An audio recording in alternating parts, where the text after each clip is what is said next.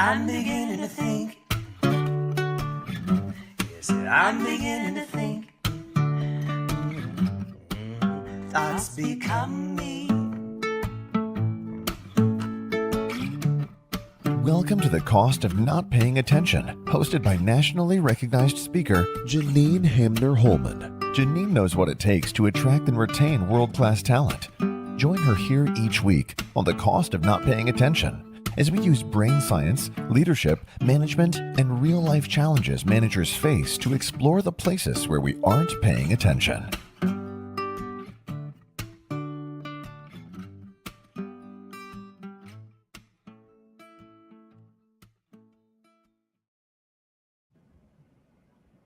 Welcome to The Cost of Not Paying Attention. I'm your host, Janine Hamner Holman. What am I paying attention to today? So check it out, y'all. I got a call yesterday from a potential new client, and they have a strategic initiative around diversity, equity, inclusion, and belonging. Like the organization said, we're going to make this a big focus for next year. And so she was calling me because they have absolutely no plan. They don't have any clear goals. They don't have any milestones. She wasn't even 100% sure what the pain point was, like what had happened that the organization decided that this needed to be a big focus. And it's one of the things that I'm finding really fascinating about what's happening in organizations today in response to things that are happening in the world. You know, things happen in the world and the organization thinks, okay, we need to respond to this somehow. And they say, we're gonna do this big thing, but then there's no real idea of what it looks like. And so just like we were talking about last time, if we don't know where we're going, how are we ever going to know when we get there? And I heard our guest talking recently about the importance of values, the importance of organizational values as being something that can really be a guide stone for an organization. And as you know, that's part of what I think too. I think that values and mission can be really something that drives how an organization operates when it does the work to really make sure that those things permeate through the organization, that it's part of people's day-to-day experience in the organization. So I'm thrilled to welcome to the show Dr. Corey Castillo. And he is a business strategist. He's a law firm COO, Chief Operating Officer, and he is an executive coach, both within the law firm and outside of the law firm, really dedicated to helping champions initiate new levels of personal excellence. Welcome to the show, Corey. Yeah, well, I'm happy to be on, happy to connect. I always love our conversations. And congratulations on being on LA Weekly. I saw that earlier. Thank you very much. Yeah, I was just featured on LA Weekly as one of the CEOs, one of the entrepreneurs helping to make new things happen, and was thrilled to be in that great company. There were 10 of us that they picked. So thank you for that. So Corey, What is something that you have become aware of that organizations are not paying enough attention to? And what is the cost of that inattention? So I'll jump on the values piece in terms of not necessarily paying attention to the why behind the what of decisions that are made either actively or passively. And in that, what I mean is not knowing the base values and philosophies by which those ideas and decisions come from. So one of the things I think is really distracting is a lot of the buzzwords. I mean, you mentioned diversity earlier. Right. It's a word. It's a buzzword, but like, what does that mean, and why does an organization that claims to want it in that? How does it philosophically fit into their values model, their operational model, and what's the net value that it yields that's in favor, that's favorable to them and their client base? Yeah. So when we were talking about values, I think it was about a month or two ago. Yep. I know that a lot of organizations, and when I say organizations, I mean perhaps the leaders in those organizations, tend to very proudly say our values are this in some type of promotable way. And it's like, well, where are those values evident? Because a lot of folks might select values with the intent to select words that sound nice, that are marketable, that are buzzwords, that appear to be noble in some sense or another. But it's like, okay, where are they evident? Do they apply to all decisions at the individual level, at the collective level? Are they do they allow for being decision-making criteria that we can verify in times of success and in times of failure as trusted criteria to lean on? And do they inform all of the decisions that we make when we're between a rock and a hard place, or maybe in some ambiguity? Can we actually revert back to these values as a recipe of guiding principles to then scrub towards this ambiguity and go, okay, this got us out of the forest that we were in? Right. Yeah. And part of what I love about that, and part of what I love about, there's a big difference between the concept of a value and really working on figuring out, so what does that mean for us? It's easy for an organization to say, our values are teamwork and excellence. Well, I mean, in reality, those words don't mean anything without a definition attached to it that then people can say, okay, so are we living by the value of teamwork? Are we living by the value of excellence? What does excellence look like here? Because what excellence looks like here is going to be very different from what excellence looks like over there. And how do I know? How can I measure myself against a value called excellence? Am I being excellent? Sure. Like, no, you've got to figure out what does that look and sound and feel like in people's day-to-day experience? Yeah, it has to be verifiable. So in starting that process, it's like, well, first we need to define the world as it is. And when it comes to companies, or more so organizations, it's like the world in which you compete. So we can call it your market. Then we need to define the world as we believe it should be. So now we have a to from. Then we need to, based on that, define our impact onto it and what we actually go out to do to move it from what is to what should be. Then it's like, all right, now we have a framework to operate in. Now we're going to have to go through the recipe of qualities and principles that would equip us to move from what is to what should be, and we'll call those values. Then defining them to a point of specificity by which case we can actually verify their existence. And in that process, putting together key examples of what they are and what they are not. Because it's really fun and uplifting to do that on the front end. But if we don't put in the rigor and the specificity to inform ourselves down the road, when we hit those spots of confusion and ambiguity, then they're not really going to serve as guiding values. Right. So we're basically designing the roadmap for ourselves to basically saying, hey, we know we're going to get lost. We know we're going to hit some market volatility.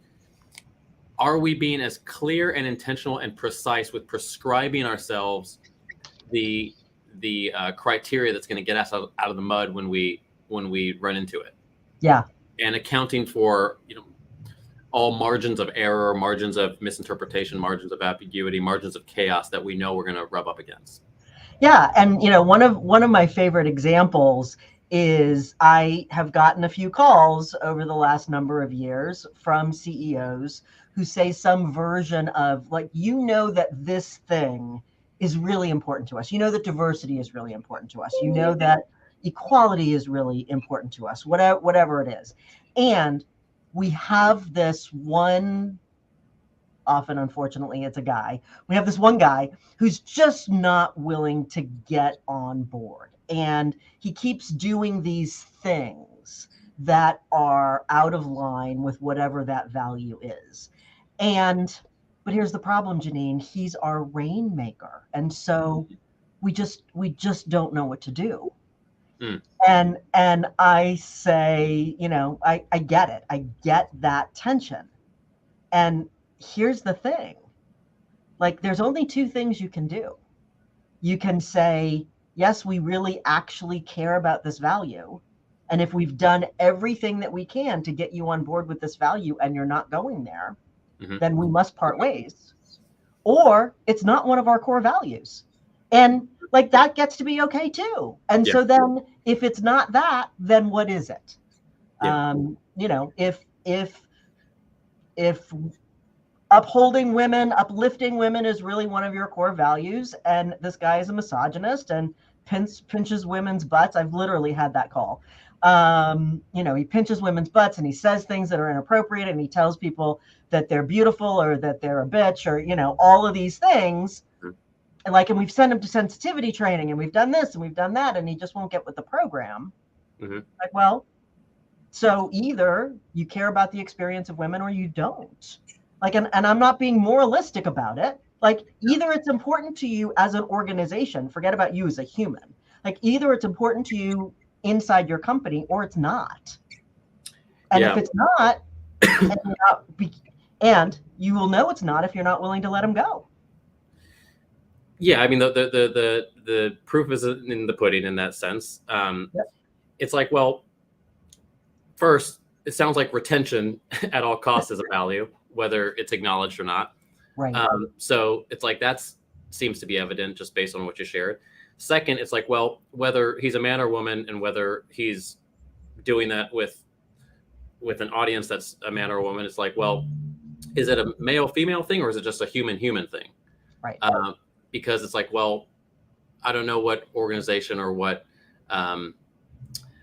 company might want that as a behavioral standard, not to mention the liability that it is, whether it's a male or female. So it's like, all right, well, there's how much of a rainmaker is this guy? How much risk is he putting your organization at? Yeah. If he's doing it internally, do you think he's not doing it externally? Yeah. What does that imply? What are the consequences of that? As it pertains to not just direct liabilities, but branding, reputation, folks possibly leaving because of that. And then it's like, okay, well, it sounds like they've already deployed sensitivity traiing, assuming that they didn't move on helping him exit. So they're like, okay, well, we're going to deploy that. It sounds like that didn't work. So then it's like, okay, well, the conversation there is like, well, if these are our values, which it sounds like they might not be, then it's like, well, and we're going to proceed with retention. It's either he gets in line based off of a commitment, that is to say that he actually developed in some sense or another, got online, got in alignment, or he's going to get on board by a sense of compliance, whether he gets it or not, making sure that his behaviors are in alignment with those guardrails that are set. But that conversation has to be had in a sober lens, in that we can't say, hey, if our value is this specific and there's a behavior that is in direct contradiction to it, not even, and that's not even like in a gray area, it's just like totally antithetical. Yeah. And we've chosen to be inactive, then all right, well then we have to have a sober conversation about them. And to your point, not from a moral perspective, but just straight facts, like here's what it is. And then building from that. Right. And if that's an organizational culture where it's, it's a little bit of the Wild West and folks can do whatever, if they're rainmakers, it's like, okay, well then acknowledge that and take the good with the bad. And you've got rainmakers, but then you carry liabilities. Right. And certainly there are many organizations. My husband used to work for one of the biggest tech companies, software companies out there. It was a dog eat dog world. And people did and said all kinds of things that were massively inappropriate all of the time, and no action was ever taken. Like, okay, so they're willing to roll with the liability. They also didn't have big posters up in their lunchroom saying our value is teamwork, because clearly their value was not teamwork. And so, you know, they had made a very clear decision, either consciously or unconsciously, that this is how we believe the best work is gonna get done. I believe in the long term they are not correct, but you know, they continue to churn through people, and they're incredibly well known, and you know, and everybody's clear on what their culture is. There's no gray area. And I like the objectivity about it, because one of the, starting with, I guess, what we spoke about a few moments ago, where some folks might choose to just gravitate towards buzzwords that sound good or sound noble. And I think the underpinning to that is that there's a subtle moral posturing that comes with that. Right. And whether we're talking on behalf of a company or a brand or individuals, looking at it very objectively and basically saying, sure, here's a liability. I'm not casting a judgment on it. And here's an asset, and I'm not casting a judgment on that either. It's up to you on the trade-off that you want. And it's up to you to determine how you'd like to compete in your market. And if there's a competitor of yours that has a different approach, that might be a change up on what you're running with, Right. Are you accounting for that? But I think approaching it objectively is very advantageous, because a lot of folks might just look to posture. Yeah. And at that point, it's like, well, then are we really solving for something that's real, or are we just chasing our tails based on something that appears to, at a surface level, play well? Yeah. You know? So speaking of playing, I would like to play with you a little bit. So one of my beliefs, based on my experience, is that it's, especially now with the pressure that the millennials and the Gen Zs after them are coming up after them are putting on the workforce, to have work that is meaningful, to understand how their work connects into something bigger. I believe that, you know, that it's part of the foundation of the house to be really clear on what your mission is, maybe what your vision is, certainly what your values are. I'm curious for you, you know, both at the law firm for which you're the COO and within all the consulting that you do and have done in the past. Do you resonate with that with me, that having mission and values really clear is a foundational element that organizations get to get clear on? Yes.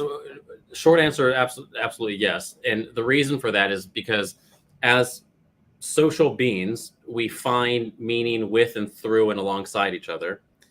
And so having this kind of tribal component to our nature, and being pack hunters, if you will, if I'm to phrase it that way, there has to be a common philosophy that we share. And those connecting points are based on shared beliefs, ideas, and experiences, in that order.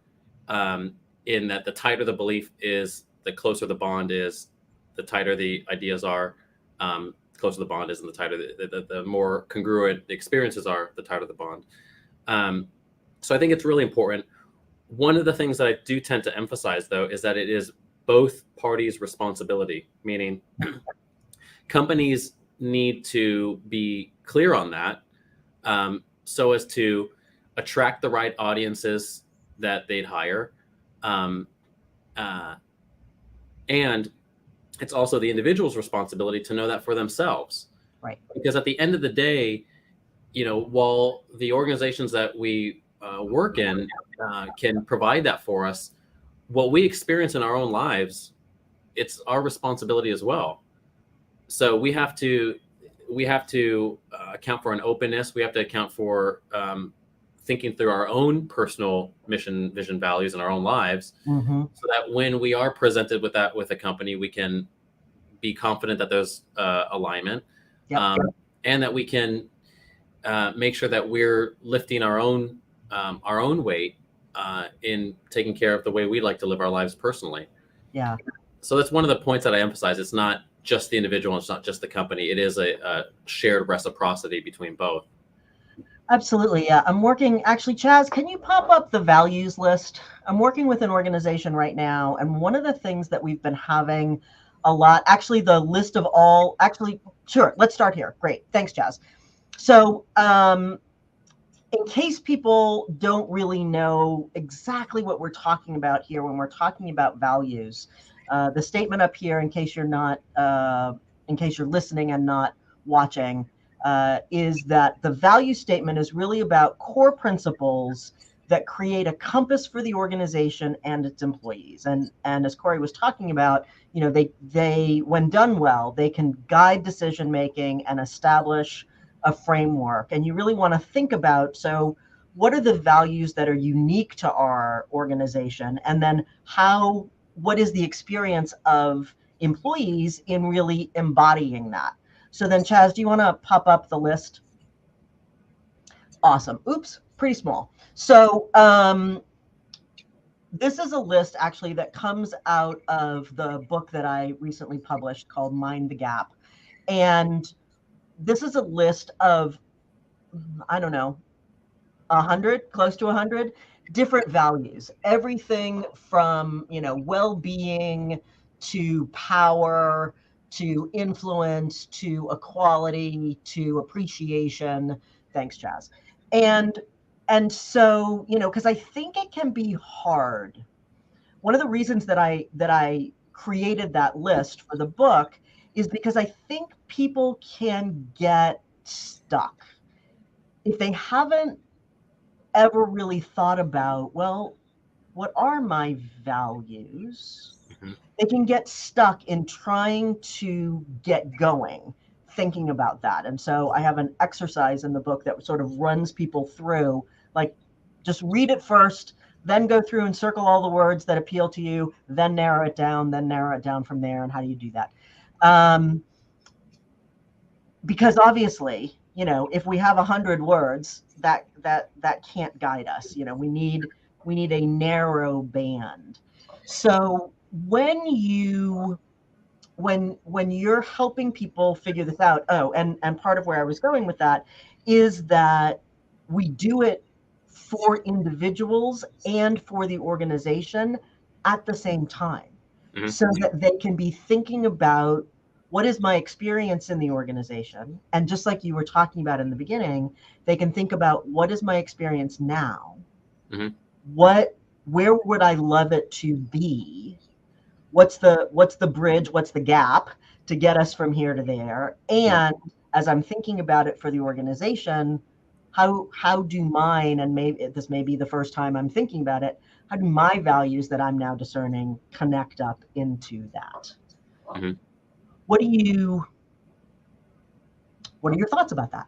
Well, I think the first thing is, so when we select, let's say 5 values that we speculate might be our values, then it goes to, okay, where's the evidence for that?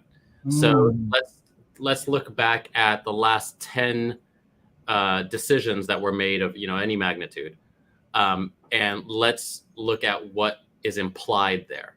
Mm-hmm. So I'll share an example. I did a few years back. I was working with a engineering firm that had 22 values, and I said, okay, well, we got to bake that down, because that's too much for us to actually navigate. Let's put it down to like 5, and then if we can keep it around there. So we did that, and one of them was creativity. I said, I wonder how an engineering firm. That's awesome and interesting. Yeah. So I said, well, help me understand the evidence for this, because you're an engineering firm, you're dealing with gravity and physics, which only has so much room for creativity. And you have structural guidelines that you have to adhere to within your contracts, and building code that that is non-negotiable. Yep. So where's the creativity in that? And ultimately, through a few questions, we figured that it wasn't necessarily creativity that they thought they were talking about. It was safety. So we ran it through a line of scrutiny, and on the other side of that came out safety. So I'm like, okay, perfect. So now there's two questions. One, what led us to just shoot for this word creativity? Like, why were we attracted to that without really investigating it? So we had that conversation. Then it's like, okay, now the evidence that we investigated supported the concept of safety. Well, safety is not like the sexiest value. Like, it doesn't sound that great, but it's real. And for an engineering firm, I mean, personally to me, it sounds pretty sexy. I'd like the building that I'm in to keep standing up. Thank you very much.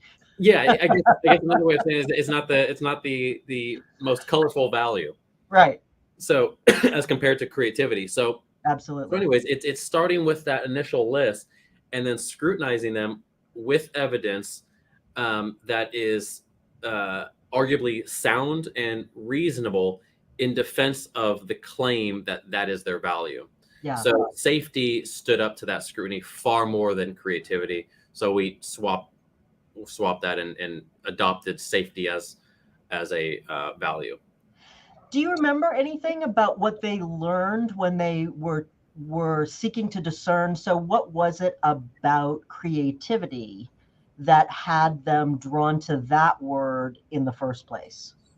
I can't recall, off the top of my head, but I remember, I think if I just to throw an idea, I think it was more so around like internal collaboration. Like, we creatively go about our day and putting things together, and we make do with what we have. So we're creative with limited resources or something like that.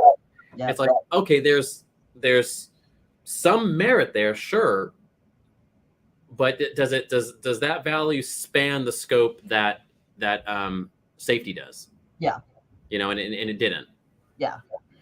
And how different is that from, what any other organization of your size and scope and range is doing? And I think that can be one of the things that can be so great about this exercise. I mean, we are now in a world where I was looking at results of a survey that we did with about 400 CEOs and asking them their top 3 concerns. What's the thing that's waking you up at 3 a.m.?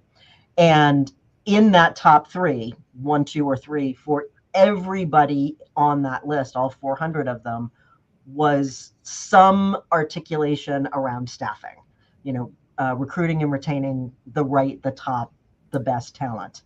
Yeah. And, so while we are in this space and it appears this space is not going away, this great resignation that people were talking about more a number of months ago, it is continuing. People are continuing to quit their jobs at the rate of 4 million people in the US every month, and which is almost double what it has been historically. And so while we are in this place, discerning values that are unique in some way to your organization, whether it's the word or the definition that you use, can really be part of what differentiates one organization from another, and can be part of the employer branding of an organization to really attract and retain the best talent.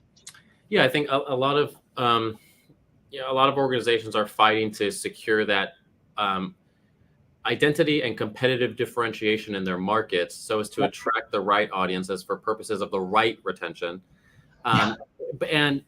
And as they do that, I know there were a lot of headlines of the Great Resignation in the talent war, and I think, I try to get past the sensationalism of those headlines, because I think those headlines don't contribute. They don't make anything better in that there is a lot of movement. I don't think there's much of a Great Resignation, as I think there's more of just a great shift, because folks if you resign from one place, you're going to go to another. You're going to another place, right? And I don't know if it, we can call it a talent war, or we just call it just a talent market, because it's like, if you take a defensive approach, which might be inferred in calling it a talent war, then it's like, are you competing for the right reasons? Or do you just show up and say, hey, this is who I am. I'm not looking to get into a quote unquote war. I'm just looking to put up a flag on who we are and how we operate, and trust that in doing so authentically and transparently is going to attract the audiences that are in alignment with who we are and where we're going. And the rest of the supposed war can be fought by those who want to go to war. Absolutely. And one of the things that I love about you and I love about our conversations is you are so, it is something that I strive to be as well. You are so diligent about language, because words are in fact so formative, and the words that we use about things matter. And so whether it is the great reshuffling that we're talking about, or the great reprioritization that we're talking about, or something that's more positive than the great resignation, and something that's more illustrative and brings people in, certainly than a concept like war does, I'm all for it. I mean, and I think that it's one of the things that's been hopefully a silver lining. We'll see as it plays out with COVID and with the isolation that so many people were experiencing, is that people had an opportunity to reevaluate and figure out what's key for them. And one of the things that I've been working with a couple of different organizations around, I mean, it is an endemic situation right now. Employers want employees to come back. Employees want to stay home and work from home. And so how do you balance that? And how do you figure out, what are the roles and the functions that we need people in the office for all the time? What are the collaboration opportunities where we really do want people together? How does it make sense for people to be in that place? So as a chief operating officer, where are your struggles and challenges and opportunities in that realm? Yeah, I know this has been a really popular subject around how to offer perks of employment, if you will, considering remote work a perk, although in many senses it's become an expectation. And I guess that might differ from company to company, industry to industry, or market to market. It's accounting for all variables that go into that, because there's some companies that have an office expense that they're locked into for multiple years, and so they have to make use of that. There's some that have a client base that actually necessitates in-office visits. There's some that don't. And there's some companies that have similarity across all roles, in that all roles can be remote. And there's some that have a mixed bag. There's taken into account variation in role type and function.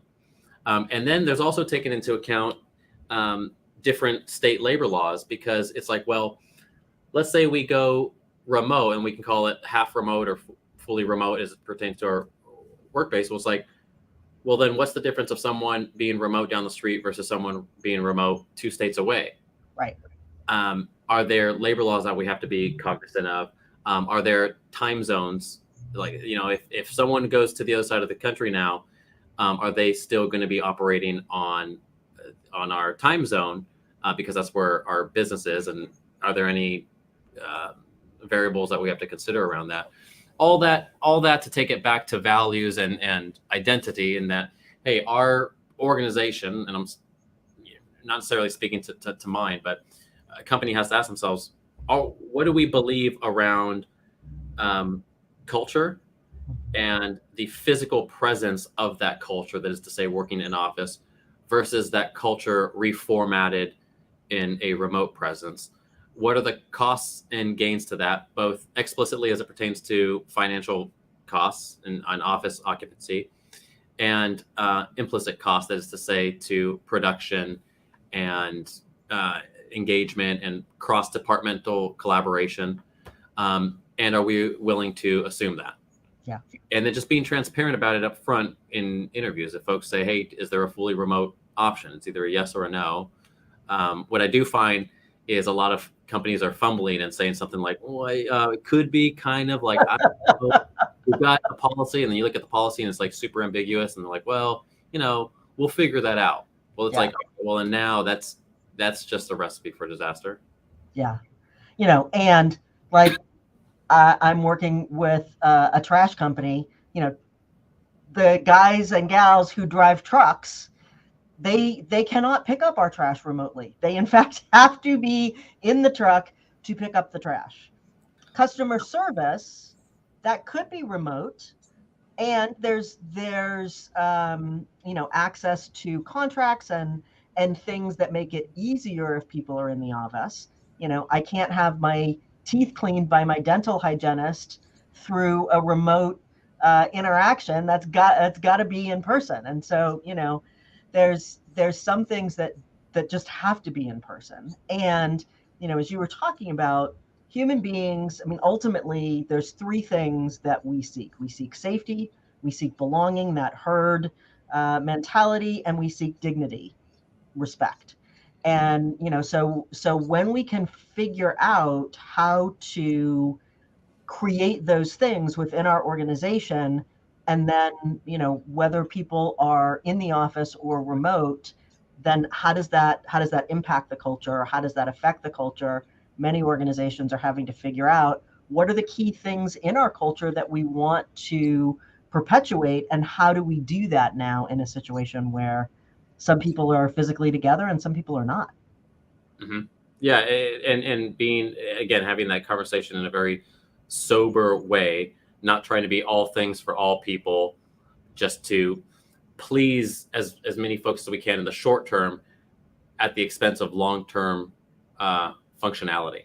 Right. And so there have been a lot of folks that have that stumbling in the short term, and then they just kick the can down the road, and they have the same issue a year later that perhaps even got worse because it wasn't addressed with any sense of decisive action. Right. If you've brought on a lot of people for whom it's critical to them that they are remote, and then you end up deciding, no, everybody's got to be here, you're going to have a lot of pain.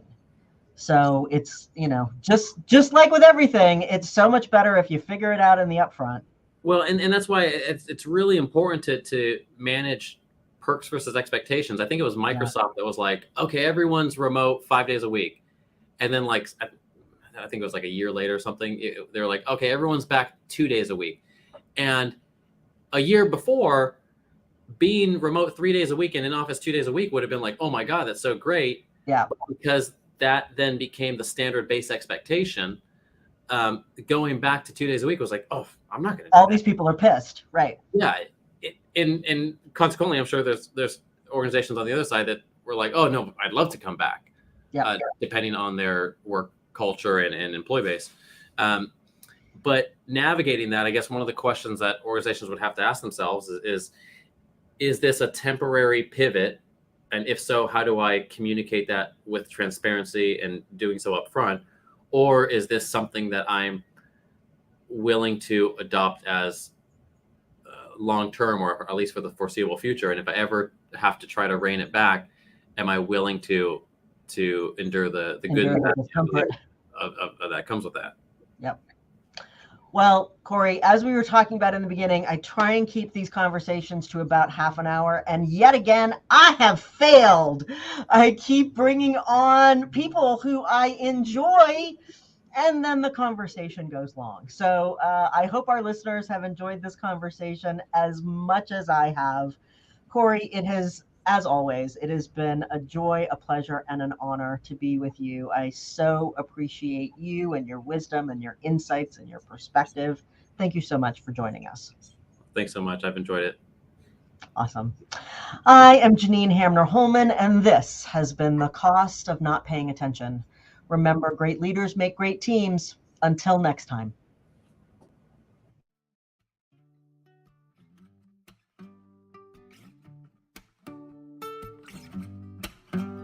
On behalf of Janine Hamner Holman, thanks for paying attention. This has been The Cost of Not Paying Attention. Head on over to our website, www.janinehamner.com/podcast for access to the show notes as well as additional resources. Remember, great leaders make great teams.